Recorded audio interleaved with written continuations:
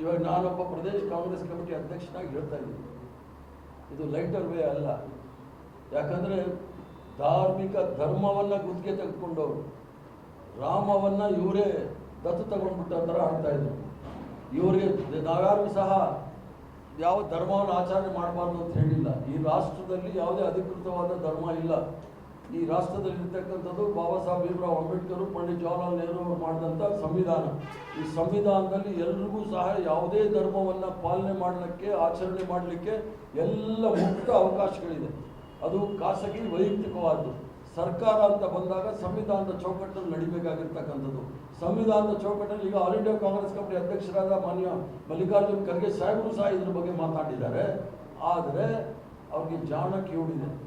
ಭಾರತೀಯ ಜನತಾ ಪಾರ್ಟಿಯವರು ಮತ್ತು ತಡಿಪಾರ್ ಅಮಿತ್ ಶಾ ಅವರು ಒಂದೇ ಒಂದು ಶಬ್ದ ಮಾತಾಡೋದಿಲ್ಲ ಈ ರಾಮ ಮಂದಿರದಲ್ಲಿ 200 ಕೋಟಿ ಹೆಂಗೆ ಲೂಟಿ ಹೊಡೆದಿದ್ದಾರೆ ಅನ್ನೋದನ್ನು.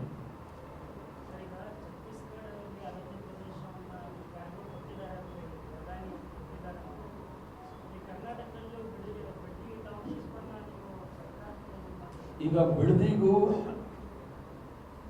ಛತ್ತೀಸ್ಗಢದಲ್ಲಿರ್ತಕ್ಕಂಥ ಅರಣ್ಯ ಪ್ರದೇಶಕ್ಕೂ ಭಾಳ ವ್ಯತ್ಯಾಸ ಇದೆ. ಬಂದೆ 2013ರಲ್ಲಿ ನಾವು ಭೂ ಸುಧಾರಣೆ ಕಾನೂನಿಗೆ ತಿದ್ದುಪಡಿ ಮಾಡಿದ ನಂತರ ಅದನ್ನು ಜನತಾದಳ ಸರ್ಕಾರದವರಿದ್ದಾಗಲೇ ಆ ಒಂದು ಪ್ರಾಜೆಕ್ಟ್ಗೆ ಹಸಿರು ನಿಶಾನೆ ತೋರಿಸಿದ್ರು. ಅದನ್ನು ಇವರು ಮುಂದುವರಿಸಿದ್ದಾರೆ. ರೈತರು ಬೇಡ ಅಂದರೆ ನಾವು ಮಾಡೋಕ್ಕೆ ಹೋಗೋದಿಲ್ಲ. ರೈತರು ಯಾರಾದರೂ ಕಾಂಪನ್ಸೇಷನ್ ಏನು ಡಾಕ್ಟರ್ ಮನಮೋಹನ್ ಸಿಂಗ್ ಅವರು, ಸೋನಿಯಾ ಗಾಂಧಿ ಅವರು ಭೂ ಸುಧಾರಣೆ ಕಾನೂನು ಮಾಡಿ ಏನಾದರೂ ಕೃಷಿ ಜಮೀನನ್ನು ನಾವು ಅಕ್ವೈರ್ ಮಾಡಬೇಕಾದ್ರೆ 3 ಪಟ್ಟು ಮಾರ್ಕೆಟ್ ರೇಟಲ್ಲಿ ನಾವು ಕೊಡಬೇಕು ಅನ್ನೋದಿದೆ.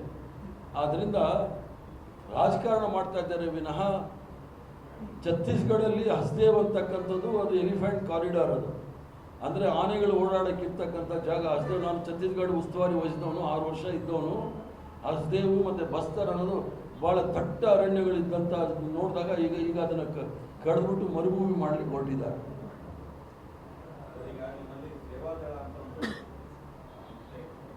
ಯಾರು ಕಾಣ್ತಾ ಇಲ್ಲ ಹೇಳಿ.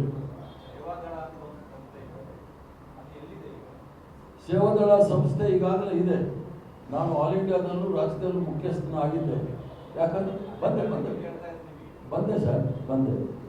ನಾವು ಈಗಾಗಲೇ ಘಟಪ್ರಭಾದಲ್ಲಿ ನನಗೆ ಬಂದಿರತಕ್ಕಂಥ MP ಫಂಡು ಮತ್ತು MLC ಫಂಡ್ಗಳು, MLA ಫಂಡ್ಗಳಲ್ಲೇ ನಾವು ಸುಮಾರು ಒಂದು ದೊಡ್ಡ ಟ್ರೈನಿಂಗ್ ಸೆಂಟರ್ ಕಟ್ಟಿದ್ದೀವಿ. ಅಲ್ಲಿ ವರ್ಷಕ್ಕೆ 2 ತರಬೇತಿ ಶಿಬಿರಗಳು ನಡೆಯುತ್ತೆ.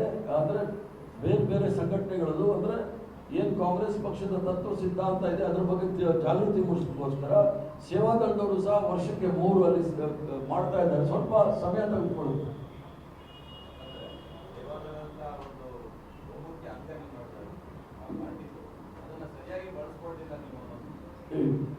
ಈಗ ಸೇವಾದಳ ಕಾಂಗ್ರೆಸ್ ಪಕ್ಷದ ಒಂದು ಅಂಗ. ಭಾರತೀಯ ಜನತಾ ಪಾರ್ಟಿ ಇದೆ ನೋಡಿ, ಅದು RSSನ ರಾಜಕೀಯ ಅಂಗ.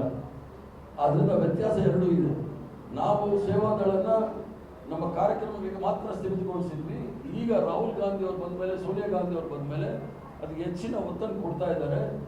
ಭಾರತ್ ಜೋಡೋ ಯಾತ್ರಾದಲ್ಲಿ ದೊಡ್ಡ ಟೀಮು ಸೇವಾದಳದವರೇ ಇದ್ದಿತ್ತು. ಅದೆಲ್ಲ ರೀತಿಯಲ್ಲೂ ಸಹ ಇರುತ್ತೆ.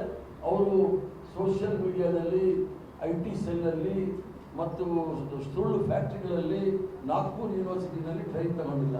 ಜನಗಳ ಮಧ್ಯೆ ಟ್ರೈನಿಂಗ್ ತಗೋಬೇಕಾಗುತ್ತಾರೆ. ನೋಂದಣಿ ವಿಚಾರದಲ್ಲಿ ವಾದ ವಿವಾದ ತಾರ್ಕಿಕ ಇರ್ತಾ ಇದೆ. ಈಗೇನು ಪಟ್ಟು ಹಿಡಿದಿದ್ದಾರೆ, ಗೃಹ ಸಚಿವರು ಪಟ್ಟು ಹಿಡಿದಿದ್ದಾರೆ ನೋಂದಣಿ ಆಗಬೇಕು ಅಂತ. ನಿಮ್ಮ ಪಕ್ಷದ ಇದು ಏನಿರ್ತದೆ? ಪಕ್ಷ ಬಹಳ ಸ್ಪಷ್ಟವಾಗಿದೆ. ಪಕ್ಷ RSS ಸಿದ್ಧಾಂತವನ್ನು ಯಾವತ್ತೂ ಒಪ್ಕೊಳ್ಳಿಕ್ಕೆ ಸಾಧ್ಯನೇ ಇಲ್ಲ. RSS ಸಿದ್ಧಾಂತ ಯಾಕೆ ಒಪ್ಕೊಳ್ಳೋದಿಲ್ಲ ಅಂತ ಹೇಳಿದ್ರೆ, RSS ಅವರು ತ್ರಿವರ್ಣ ಧ್ವಜದ ವಿರುದ್ಧವಾಗಿದ್ದವರು, RSS ಅವರು ಸಂವಿಧಾನದ ವಿರುದ್ಧವಾಗಿದ್ದವರು, RSS ಅವರು ಜಾತ್ಯತೀತ ತತ್ವದ ವಿರುದ್ಧವಾಗಿದ್ದರು. ಭಾರತ ದೇಶ ಅಂತಕ್ಕಂಥದ್ದು ಒಂದು ಬಹುತ್ವದ ಆತ್ಮ ಅಂತ ಹೇಳಿದ್ರೆ ಇಲ್ಲಿ ದೊಡ್ಡ ಧರ್ಮಗಳಿದೆ. 7 ದೊಡ್ಡ ಧರ್ಮಗಳಿದೆ. ಎಲ್ಲ ಧರ್ಮ ಭಾಷೆ ತೆಗೆದುಕೊಂಡು ಹೋಗ್ತಕ್ಕಂಥ ಬಹುತ್ವದ ರಾಷ್ಟ್ರ ಇದು. ಅದಕ್ಕೋಸ್ಕರ ಅದು RSS ಅವರು one nation one leader, one nation one leader, one nation one education, one nation one ration, one nation one loot, ಇವೆಲ್ಲ ಮಾಡ್ಕೊಳ್ಳೋಕ್ಕೆ ನಾವು ವಿರುದ್ಧ ಇದ್ದೀವಿ. ಕೇಳಿದ್ರಲ್ಲ RSS ಅಂತ, ಅದಕ್ಕೆ ಹೇಳಿದ್ದು RSS ನಾವು ಯಾಕೆ ವಿರುದ್ಧ ಮಾಡ್ತೀವಿ ಅಂತ ಕೇಳಿದ್ದು. ರಿಜಿಸ್ಟ್ರೇಷನ್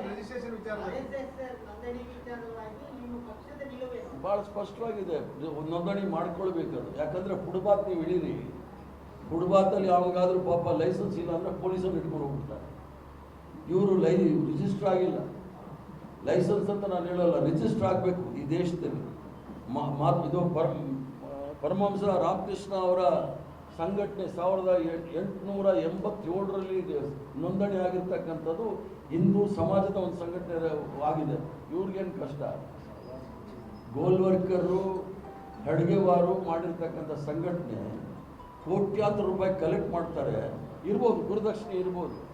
ಆ ಬ್ಲ್ಯಾಕ್ ಮನಿ ಎಲ್ಲಿದೆ ಅಂದರೆ ಯಾತಕ್ಕೋಸ್ಕರ ಉಪಯೋಗಿಸ್ತಾ ಇದ್ದಾರೆ ಅಂತ ಸ್ವಲ್ಪ ಹೇಳಿದ್ರೆ ಚೆನ್ನಾಗಿರುತ್ತೆ.